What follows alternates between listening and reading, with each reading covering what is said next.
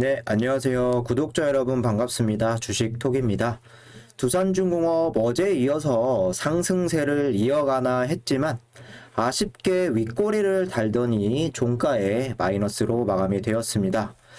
상승세를 유지 못한 부분도 아쉬울 순 있지만 우리가 주가를 어떻게 되돌릴 수는 없겠죠. 어제 종가에서 마이너스 0.4% 빠졌다. 이렇게 좀 편하게 생각을 하시고 더 올라가기 위한 조정이었다. 다음 주를 기대하면서 주말 동안 좀 리플래시 하시면서 제 영상 봐주시면 좋을 것 같습니다. 대부분 이 뉴스를 다 보셨겠죠?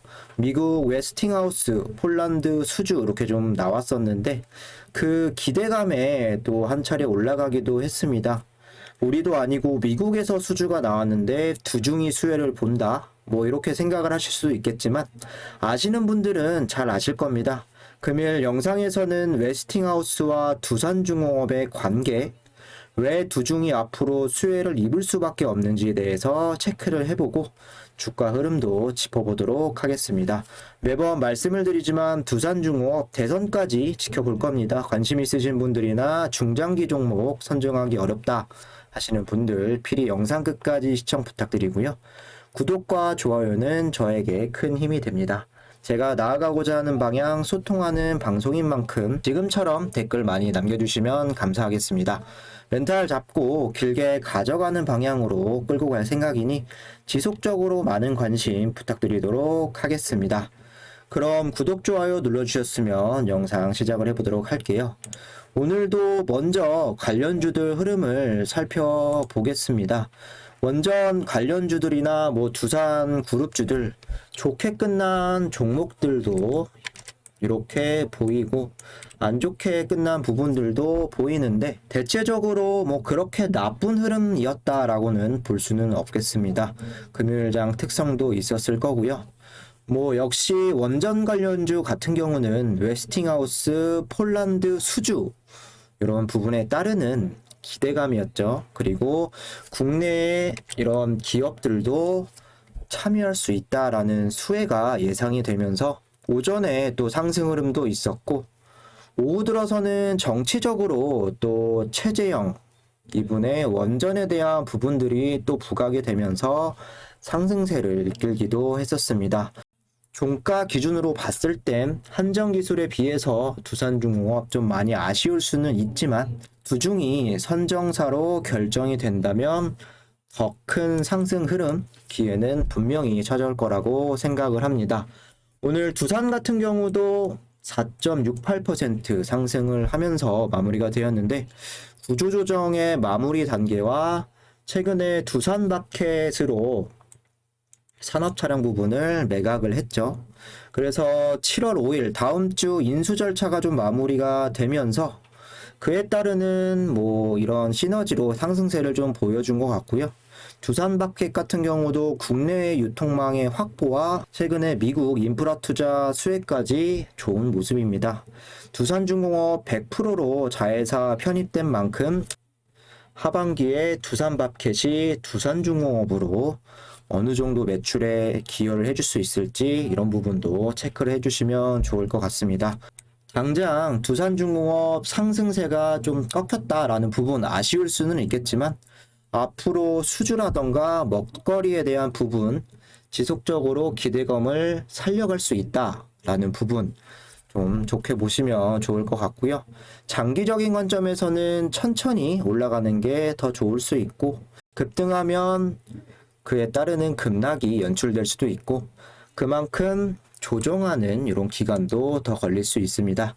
느리지만 3, 4% 올라가고 조정도 한 번씩 겪고 꾸준히 우상향하면서 올라가는 게 가장 좋다라고 생각을 합니다. 이어서 수급 체크를 해볼 건데요. 가장 눈에 먼저 띄는 건 기관. 다수의 수급처가 이렇게 들어와 준 모습입니다.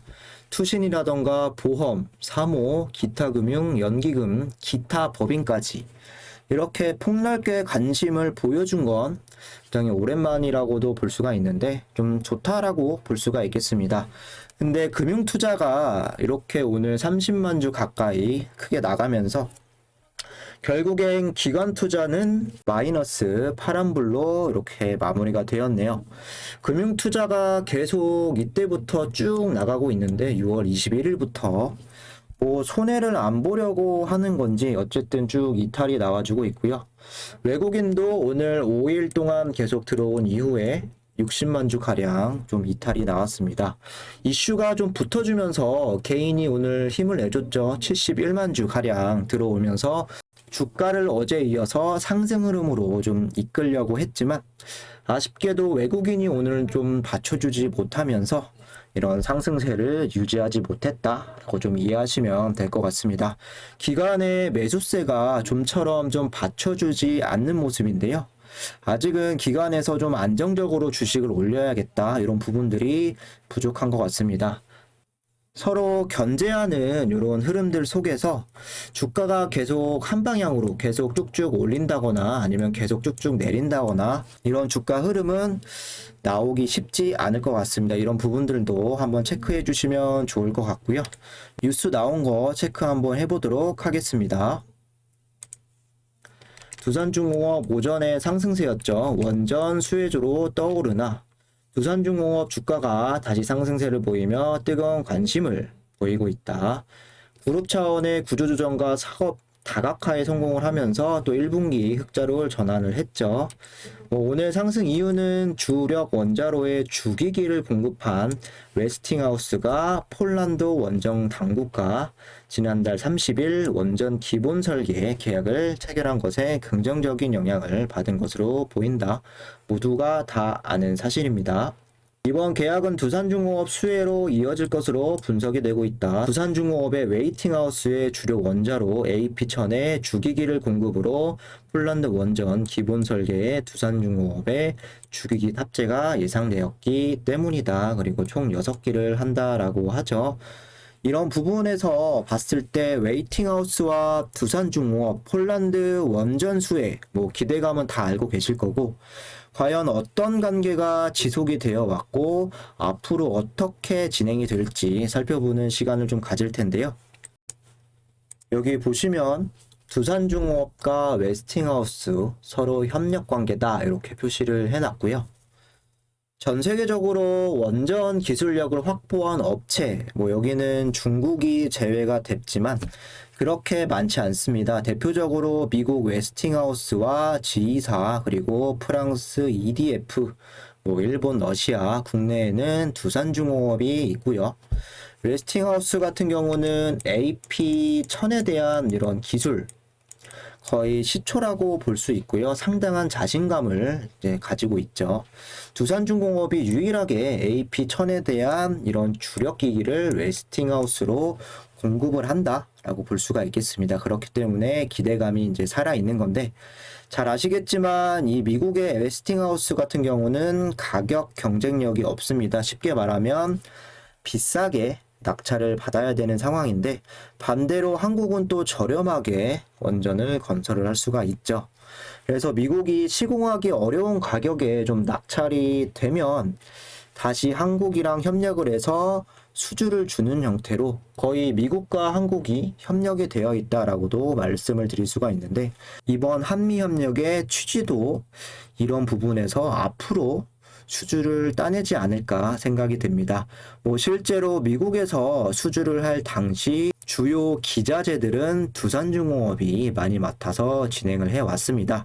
추가적으로 SMR, 미국과 공동 개발을 하기도 했고 유스케일 파워와 두중 상당히 돈독한 관계를 유지를 하고 있죠. 그래서 미국과 두중의 사이는 나쁘지 않다라고 봅니다. 여기 보시면 그동안 제가 두산중공업이 해외 수주를 했었던 부분들을 좀 정리를 이렇게 해 보았는데요.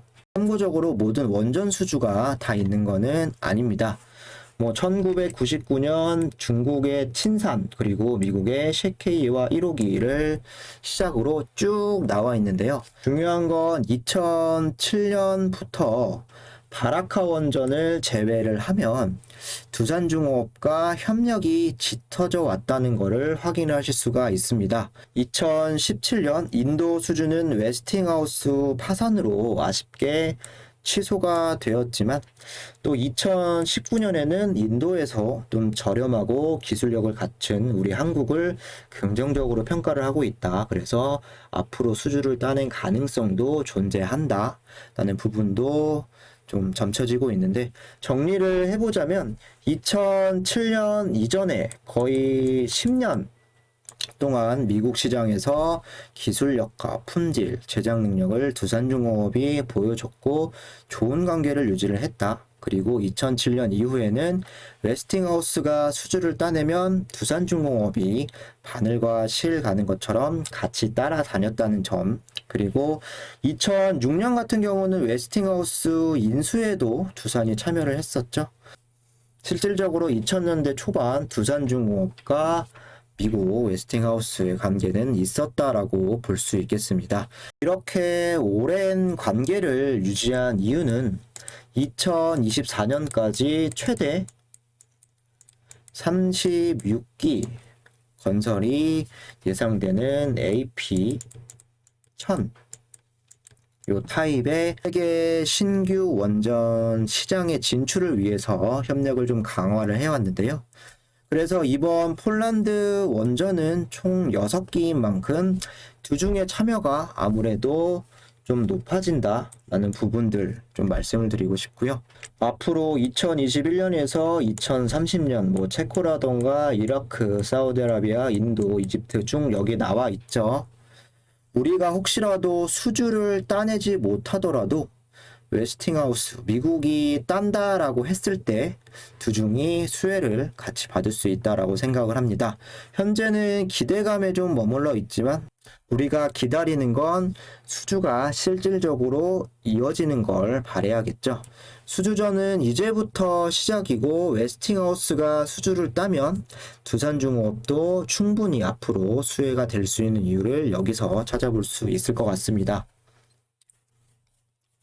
기술적으로 종가에 하락세가 좀 나와주면서 이렇게 0.4% 연봉이 마감이 되었는데 걱정할 부분은 아니라고 생각을 합니다. 다음 주 다시 25,000원을 뚫고 주가가 여기에서 지지를 해주느냐 아니면 여기서 맞고 다시 떨어지느냐 이런 부분들이 중요할 것 같고요.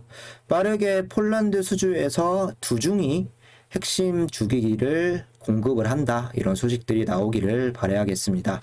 그러면 단기적으로 역시나 시세가 나와줄 수는 있겠죠. 그렇게 되면 오늘 크게 못 올랐던 부분 만회할 수 있다라고 생각이 되고요. 자주 말씀드린 대로 하방에 23,000원 그리고 위로는 27,000원 박스권 흐름을 좀 이해를 해주시고 단기적으로 1차 목표가 없으신 분들 27,000원으로 잡고 돌파를 해준다. 그러면 2차 목표를 또 잡으시고 반대로 23,000원 밑으로 또 주가가 내려오게 되면은 추가 매수 고려하시면서 그 전까지는 이런 흐름들 지켜보시면 좋을 것 같습니다. 다음 주 좋은 흐름을 좀 기대를 하면서 이번 영상은 여기서 마무리하도록 하고요. 영상 내용이 유익하셨다라고 하시는 분들은 구독과 좋아요 한 번씩 눌러주시고 영상 시청하시느라 고생 많으셨습니다. 좋은 주말 되세요. 감사합니다.